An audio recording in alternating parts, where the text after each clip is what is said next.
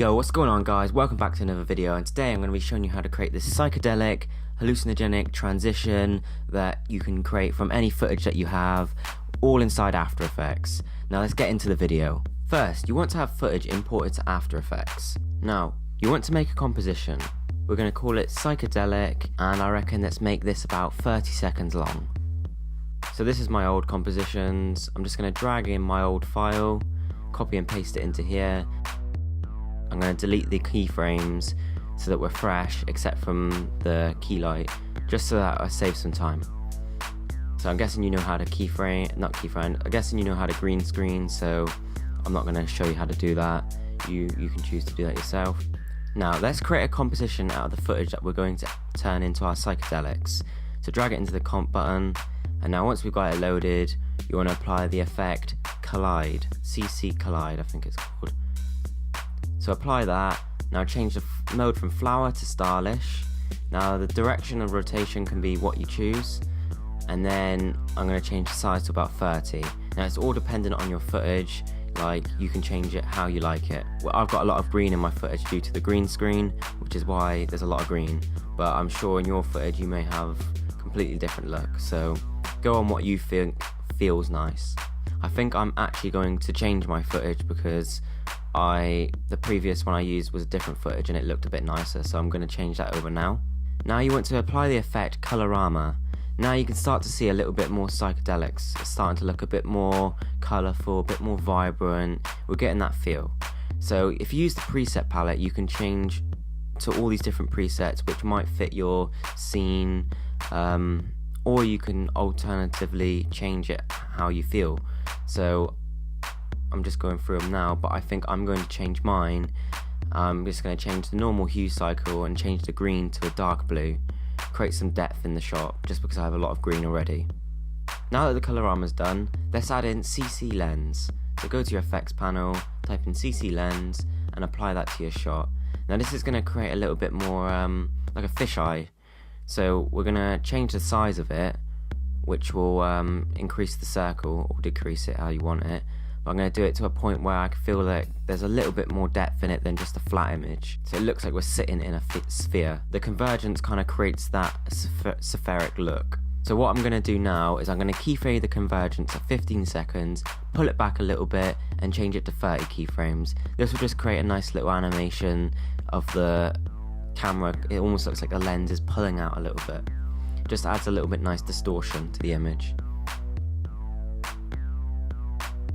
And then let's ease that keyframe by pushing F9 on the keyboard. Now that we've done that, we want to pre-compose this layer. So pre-comp it, and then we want to move all attributes into a new composition. Let's name this Psychedelic Zoom. Now that that's pre-comped, what you're going to do now, is apply the CC lens again. This is going to create the orb that's basically going to go in the eye. So let's create this, make it look nice, play with the size just so it fits the comp. And then you can change the convergence if you need to. The more you play with the convergence, the more you create like a 3D effect. The more you pull it back, the more it looks 2D, and then it goes complete flat plane. So now once we've done that, let's pre-comp that layer. We want to call that Psychedelic Ball and move all attributes into a new layer. Now you've done that, now we can play with the ball. So now what we're going to do is drag in our footage into here. So I'm going to drag the layer, I'm going to drag a Psychedelic Ball into my Psychedelic comp, and then we're going to change the scale down so that it fits into the iris of my eye. So you're probably going to have to change it quite small, so I'm probably going to have to change it down to about 1.7 I reckon, just to fit a nice little part of the eye. I'm just going to do one eye for now. I know in the example I did two, but just for tutorial's sake, just going to do one, show you the basics. So we'll get it down to what we want it to be.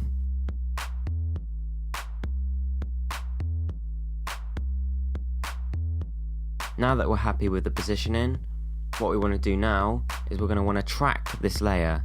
So you want to get your tracker up, so you can go to Window and then Tracker, and then click on Tracker, and then what you want to do is click Track Motion. Now let's drag the track point over to our eye. So now I'm going to drag it onto the black center part of my eye, and I'm going to make the outside box a little bigger so there's a bit more room to track, and then the inner box a little bit bigger. This will just make the track a bit smoother. So now that you've done that, you want to push Analyze. So you can either do Analyze forward or back. You want this track to be quite smooth, so it may take a little bit finicky, like a little bit of play. This is 4K footage, so it's playing quite well. If you've got 1080 footage and it's not working, you want to kind of play with it a little bit more and find the perfect track. Now I want to analyze forward, just because I missed the front at the end of it. Now that we've analyzed and the track is pretty smooth, what we want to do is create a null.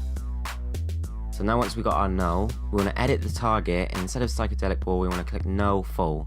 Now apply that to the null, and then X and Y, and now your track will follow the null.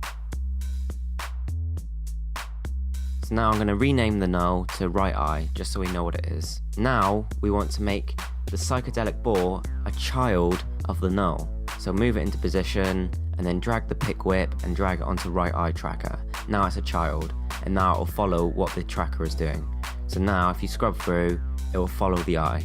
And that's how to track if you don't know how to track. It's very simple, and it works best if you've got high quality footage. Now we want to create a new null object. We're going to rename this one. We're going to create this one to zoom. So this is going to be our zoom. So instead of scaling each individual layer, we're going to parent it to the zoom. So we're going to parent the main footage to the zoom and the right eye tracker to the zoom. Now if we zoom, we get everything moving at the same time, which is great. So now we want to keyframe the null, and then keyframe it again at about 8 seconds or so, and then we want to basically bring up the scale so much that it fills the screen, and then we'll want to do the same for the position as well. So push P on the keyboard to bring up the position, keyframe it, push U on the keyboard to bring up all your keyframes if you didn't know that, and now basically all we want to do is move our position so it's in the center.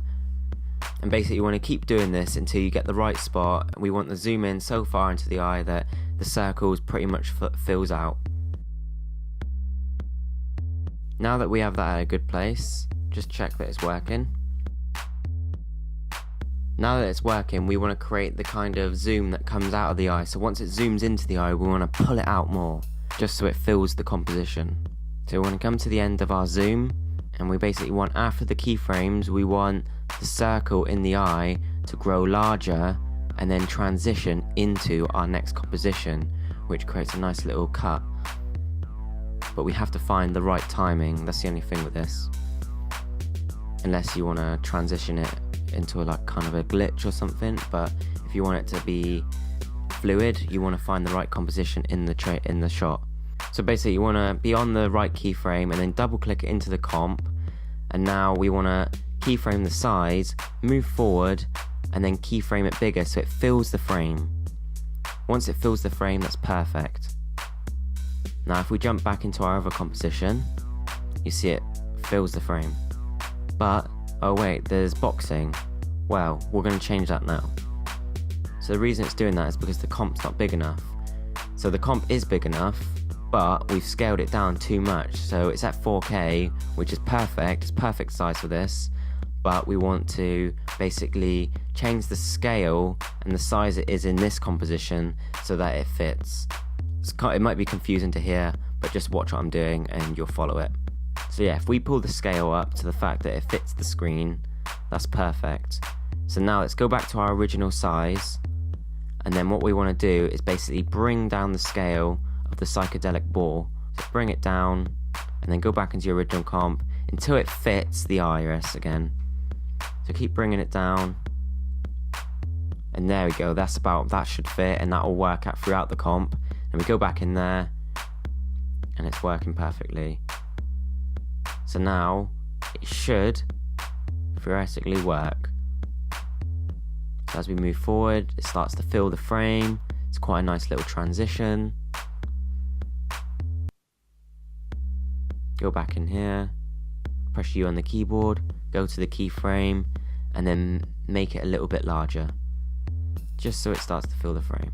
So what you want to do here, as you can see, the size is blowing out to the point where it's creating holes in the frame.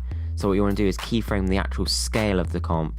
So create the scale, go to the beginning of where you created the first size comp, scale it, and then bring it up so that as it zooms, it scales as well, and that will fill the frame. And because you're shooting at such high footage, it shouldn't be any bad quality at all. And as I've realised, I've just put in the wrong comp. You want to actually put in the psychedelic zoom into that composition, as that's the zoom transition. So pull that back into there instead of ball, and then you want to match up the footage so that it fits with your original ending of the eye tracker, so it doesn't look like it jumps to another clip. For the sake of the tutorial, I'm just going to be a little bit rough with it. And to help, if you can't get the exact frame, to help with it, you could do a change the opacity from 0 to 100 as it transitions, and because it's quite a trippy kind of psychedelic thing, it kind of blends in quite nicely. So that's one way if you can't figure out where your frame is. That's what I'm going to do for this tutorial anyway. But yeah, so that's the tutorial, guys. I hope you enjoyed it. These are all the different modes you can do with the collider effect. It's a really good effect. And then when you start pairing it with the colorama and the CC lens, you can really create some interesting subjects.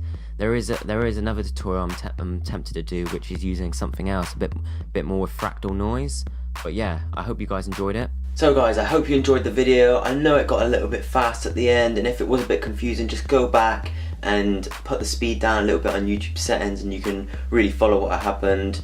But I was kind of cutting for time, so yeah. But I hope you guys enjoyed the video. I'll be releasing a new one soon using a different type of technique, using fractal noise and the way you can kind of manipulate that. So yeah, if you enjoyed it, be sure to subscribe, give it a thumbs up, and yeah, check in for more. See you later. Peace!